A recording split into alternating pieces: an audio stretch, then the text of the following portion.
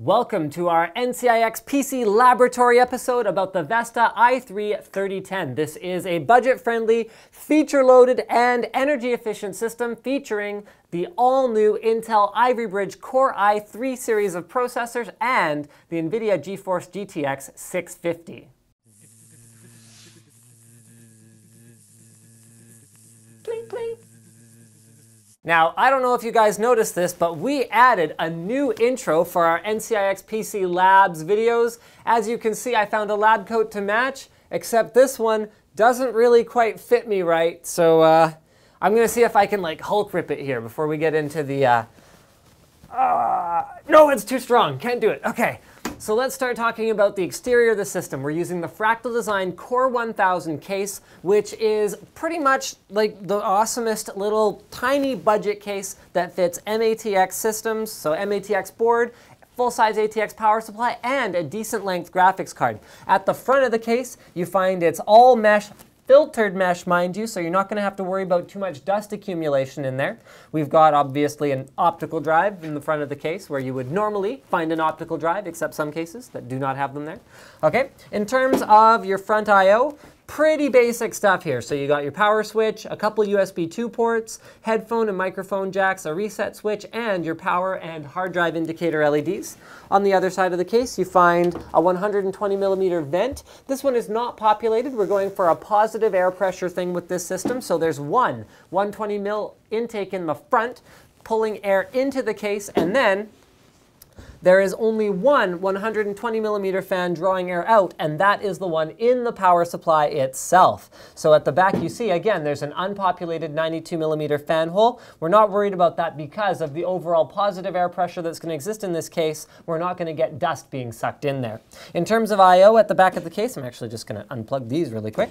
DVI, VGA, HDMI, two USB 3 ports, Gigabit Ethernet, and your standard sort of older style 5.1 out. However, if you wanted to use 5.1, you wouldn't have the option of plugging in a microphone. So I'd recommend treating it like a 2.1 sound system.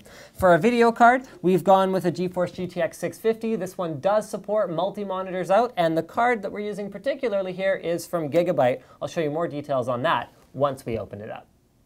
All right, so as usual, we're gonna open this bad boy up, get the side panel off here. It uses thumb screws, so you'll be able to remove it without tools. Well, okay, bad boy might have been an overstatement, but like dainty choir boy, perhaps. Yes, this is a value-oriented system. However, because of the Ivy Bridge processor and the GeForce GTX graphics card, it is capable of gaming. Would I say you're gonna be running at 1080p on all high details? No, that's not how this works. It's a $599 system, but if you're running a 1680 monitor, for example, you shouldn't have much trouble running modern games at medium details with this configuration. So there you have it. Let's start with the config at the center. So we have the Intel Core i3 3220. That is a dual-core processor that is fully capable of, again, powering the latest games. Now, you would want a quad core for something like Battlefield 3, and you can upgrade the processor. This is an LGA 1155 B75 board, so it's fully capable of supporting all the features of anything but a K-series processor. This is not an overclocking ready platform. We've got 4 gigs of memory. However, the first 10 machines are going to get a free upgrade to 8 gigs of RAM, which does make a difference in modern operating systems. You do want a little bit more memory, especially if you're doing anything demanding or intensive. We've also got, as I mentioned before, the GeForce GTX 650 graphics card here. This is a 1 gig graphics card. It uses a GK107 core, and it has a 128-bit memory bus. None of those specs really mean anything. Take it from me this way. This is good enough for running your games at sort of 1680 on medium settings. In terms of hard drive, okay, we couldn't get an SSD into the budget, but we've got a 500 gig drive here. We've got the optical drive I showed you before when we were on the outside, and the layout of this system is so smart. Like, check this out.